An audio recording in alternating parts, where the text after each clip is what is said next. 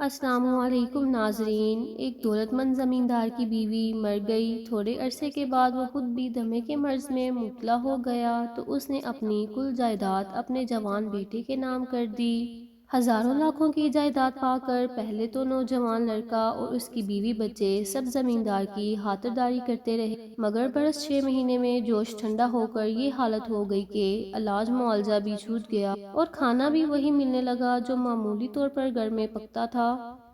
بلکہ ایک دن تو نوجوان بیٹے نے صاف کہہ دیا کہ آپ اپنی چارپائی صحن میں بچھا لیں تو بہتر ہو کہ ہر وقت کھانستے رہنے سے بچوں میں بیماری پھیلنے کا اندیشہ ہے۔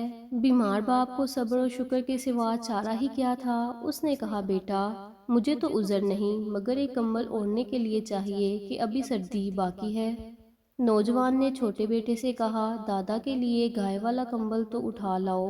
لڑکا فوراً کمبل اٹھا لایا اور دادا سے کہا، لو دادا، اس میں سے آدھا تم پھاڑ لو اور آدھا مجھے دے دو۔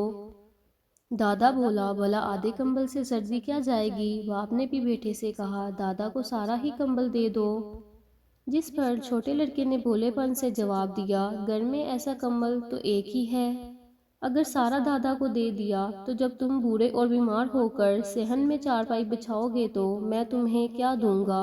نوجوان باپ لڑکے کی یہ بولی بات سن کر حیران ہو گیا اور اپنے باپ سے معافی مانگ کر پوری اطاعت اور خدمت کرنے لگا، جس سے باپ بھی خوش ہو گیا اور عاقبت بھی سنور گئی۔